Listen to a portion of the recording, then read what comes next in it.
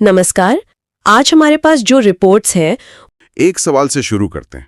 सोचिए, एक इंसान सिर्फ दिखावे के दम पर क्या कुछ कर सकता है। मतलब किस हद तक जा सकता है? हाँ बिल्कुल, करोड़ों रुपए की ठगी, असली सरकारी अफसरों पर हाथ उठाना, और एक ही वक्त में कई लोगों की जिंदगियों को धोखा देना। ये सुनने में किसी फिल्म की कहानी लगती है ना? बिल्कुल। लेकिन ये असलियत है। आज हम उत्तर प्रदेश के गोरखपुर में सामने आए एक ऐसे ही मामले की गहराई में उतरेंगे। हमारे पास जो जानकारी और रिपोर्ट्स हैं वो एक ऐसे शख्स की कहानी बताती हैं जिसने खुद को आईएएस अफसर बताकर धोखे का एक पूरा साम्राज्य खड़ा कर दिया था। और ये कहानी सिर्फ पैसों की ठगी या एक चालाक अपराधी की नहीं है। ये एक तरह से हमारे समाज का एक्सरे है। ये दिखाती है कि ताकत और अधिकार के जो प्रतीक होते हैं, जैसे नीली बत्ती वाली गाड़ी, बंदूक लिए गार्ड्स, वो हमारी सोच पर, हमारे मनोविज्ञान पर कितना गहरा असर डालते हैं। हाँ, आज हम यही समझने की कोशिश करेंगे कि ये पूरा जाल बुना कैसे गया और ये हमारे बारे में क्या बताता है। बिल्कुल। तो चलिए इसे परत दर परत खोलते हैं। सबसे पहले इस कहानी का मुख्य किरदार है कौन? यही सबसे बड़ा सवाल है। जो रिपोर्ट्स हमारे पास हैं उनके मुताबिक आरोपी का नाम है गौरव कुमार सिंह। लेकिन दिलचस्प बात यह है कि ये भी उसका असली नाम नहीं है। अच्छा? उसका असली नाम ललित किशोर है और वो बिहार के सीतामढ़ी का रहने वाला है। यहीं से खेल शुरू होता है।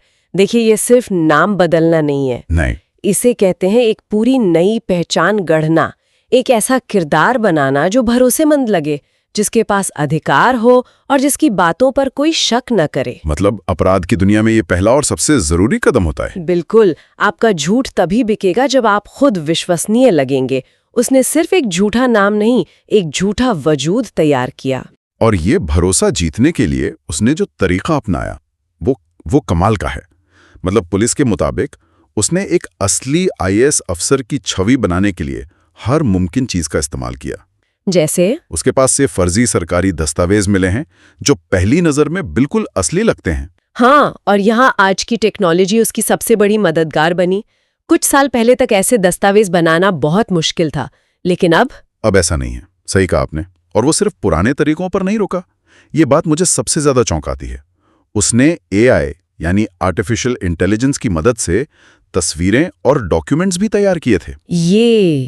ये इस मामले को एक बिल्कुल नया और कह सकते हैं डरावना मोड़ देता है। हाँ, ये बहुत ही जरूरी बात है। एआई का इस्तेमाल इस तरह की धोखाधड़ी को एक अलग ही लेवल पर ले जाता है। सोचिए, एक एआई से बनाई गई तस्वीर जिसमें वो किसी बड़े मंत्री के साथ खड़ा हो, या कोई सरकारी पत्र जो हूबहू असली जाता दिखे। बिल्कुल। एक आम इंसान के लिए इसमें फर्क कर पाना लगभग नामुमकिन है। एआई का असली खतरा सिर्फ दस्तावेजों को कॉपी करना नहीं है, बल्कि एक पूरी तरह से झूठा डिजिटल इतिहास बनाना है। मतलब अब सिर्फ कागज नहीं बल्कि पूरी डिजिटल पहचान ही झूठी हो सकती है। हाँ, एक फर्जी लिंक्डइन प्रोफाइल, बड़े लोगों के साथ एआई से बनी तस्वीरें, यहाँ तक कि फर्जी आवाज की रिकॉर्डिंग भी, एक झूठी दुनिया बनाने की राह अब बहुत आसान हो गई है। और यही सबसे डरावनी बात है। खैर, इन दस्तावेजों के अलावा उसने दिखावे का एक पूरा माहौल तैयार किया और इसमें सबसे बड़ी भूमिका थी बत्ती वाली गाड़ियों की। हाँ, लाल और नीली बत्ती वाली गाड़ियां, साथ में दिखावे के लिए रखे गए स्टाफ और सुरक्षा गार्ड्स। जब कोई इस लाव लश्कर के साथ कहीं पहुंचता है तो किसकी हिम्मत होगी सवाल करने की? और यही इस पूरे खेल का मनोवैज्ञानिक पहलू है। उसने सिर्फ झूठ नहीं बोला, बल्कि एक ऐसी हकीकत बनाई जिसमें झूठ पे सवाल करना ही मुश्किल हो। सही बात है। जब कोई इंसान बंदूकधारी गार्ड्स और बत्ती वाली गाड़ी से उतरता है तो हमारा दिमाग एक शॉर्टकट लेता है। वो मान लेता है कि ये कोई बड़ा अधिकारी ही होगा। हाँ, सोचता ही नहीं है। इसे अथॉरिटी बायस कहते हैं। हम वर्दी, पद और ताकत के इन प्रतीकों पर बिना सोचे समझे भरोसा कर लेते हैं। ये एक मनोवैज्ञानिक कमजोरी है जिसका उसने बहुत शातिर तरीके से फायदा उठाया। ये तो ऐसा है जैसे हमारा दिमाग खुद ही हमें धोखा दे देता है ना? वो इन बाहरी चीजों को देख के मान लेता है कि सब कुछ सही है। बिल्कुल। दिमाग को आसानी पसंद है और इसी दिखावे के दम पर उसने बड़े बड़े कारोबारियों और बिल्डरों को अपना निशाना बनाया। उन्हें सरकारी ठेके, नौकरी, बड़े कॉन्ट्रैक्ट दिलाने का झांसा देके। हाँ, और करोड़ों रुपए ठग लिए। हमारे पास जो जानकारी है उसमें एक व्यापारी का जिक्र है। हाँ, मैंने भी पढ़ा। उसने दावा किया कि उससे ठेके के नाम पर 170 करोड़ रुपए और 2 गाड़ियां ले ली गईं। सोचिए, ये बहुत बड़ी रकम है और ये रकम सिर्फ एक इंसान से ली गई है। न जाने ऐसे कितने और लोग होंगे। लेकिन मुझे ये समझ नहीं आता कि इतने बड़े और अनुभवी कारोबारी भी कैसे इस जाल में फंस गए। ये भी जैसा मैंने कहा मनोविज्ञान का ही खेल है। देखिए, बड़े धोखेबाज हमेशा बड़े वादे करते हैं। सरकारी ठेके, बड़ी नौकरी, जमीन का सौदा, ये वो चीजें हैं जिनके लिए लोग तरसते हैं और जल्दी भरोसा करने को तैयार हो जाते हैं। उसने लोगों की महत्वाकांक्षाओं को अपना हथियार बनाया। अच्छा। वो जानता था कि जब कोई बड़ा वादा एक ताकतवर दिखने वाले इंसान की तरफ से आता है तो लोग उसकी सच्चाई की जांच करने की जहमत कम उठाते हैं। वो उस सुनहरे मौके को खोना नहीं चाहते। मतलब उसने लोगों के लालच और उम्मीद दोनों का फायदा उठाया। बिल्कुल ठीक है, तो उसने धोखे का एक पूरा सिस्टम बना लिया। लेकिन यहां से कहानी एक और अविश्वसनीय मोड़ लेती है। वो थप्पड़ वाली घटना। हाँ, सिर्फ ठगी ही नहीं, उसका दुस्साहस भी चरम पर था। जब मैंने ये पढ़ा तो मुझे यकीन नहीं हुआ। एक बार एक असली एसडीएम ने उसके बैच और पहचान पर कुछ सवाल किए तो उसने सबके सामने उन्हें थप्पड़ मार दिया, एक असली अफसर को। ये घटना उसके दिमाग को समझने के लिए बहुत जरूरी है। ये उसके आत्मविश्वास को नहीं बल्कि उसके अहंकार और शायद उसके डर को दिखाती है। डर को? वो कैसे? सोचिए, जब आपका पूरा वजूद ही एक झूठ पर टिका हो तो कोई भी सवाल आपको एक निजी हमले जैसा लगता है। उस थप्पड़ में शायद पकड़े जाने का डर और अपने झूठे अधिकार को बचाने की हताशा छिपी थी। वो उस एसडीएम को और वहां मौजूद हर किसी को ये संदेश देना चाहता था, तुम मेरी सत्ता पर सवाल उठाने वाले कौन होते हो। भले ही वो सत्ता पूरी तरह से नकली थी, वो उसका आखिरी दाव था। कमाल है। ये तो हुई उसके तथाकथित प्रोफेशनल जिंदगी की बात, लेकिन धोखे का ये जाल सिर्फ यहीं तक सीमित नहीं था, निजी जिंदगी तक भी फैला था। हाँ, जो रिपोर्ट्स हमारे पास हैं उनसे पता चलता है कि उसकी निजी जिंदगी भी झूठ का एक बड़ा ताना बाना थी। वो पहले से शादीशुदा था। इसमें कोई हैरानी नहीं होनी चाहिए। जो व्यक्ति प्रोफेशनल जिंदगी में इतना बड़ा धोखा दे सकता है, उसके लिए निजी जिंदगी में धोखा देना वो उसी पैटर्न का एक हिस्सा है। मतलब ये उसकी आदत नहीं, शख्सियत बन चुकी थी। बिल्कुल, धोखा देना उसकी शख्सियत का हिस्सा बन चुका था। और ये बात और भी गहरी हो जाती है। शादीशुदा होने के बावजूद उसने 4 गर्लफ्रेंड्स बना रखी थी, और पुलिस पूछताछ में जो बात सामने आई है वो तो और भी ज्यादा चौंकाने वाली और दुखद है। हाँ, उन 4 में से 3 गर्भवती हैं। उफ।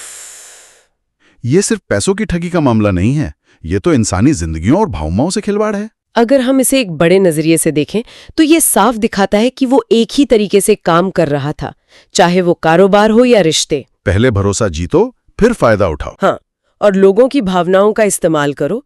उसने आईएएस अफसर होने का जो रुतबा बनाया था, जाहिर है उसी का इस्तेमाल करके उसने इन महिलाओं को भी अपने जाल में फंसाया होगा। ये सिर्फ पैसों का अपराध नहीं है, ये एक नैतिक और भावनात्मक अपराध भी है। सही का, ये लोगों के विश्वास और उनके भविष्य के साथ किया गया एक क्रूर मजाक है। तो ये शख्स एक झूठी पहचान, झूठे वादों और झूठे रिश्तों की एक पूरी दुनिया में जी रहा था। लेकिन कहते हैं ना, झूठ के पांव नहीं होते। आखिरकार कानून के हाथ उस तक पहुंच ही गए। हाँ, गोरखपुर पुलिस ने उसे गिरफ्तार करके जेल भेज दिया है। चलो, ये तो अच्छी खबर है। हाँ, लेकिन अब पुलिस के लिए असली चुनौती शुरू होती है। सिर्फ उसे पकड़ना काफी नहीं है।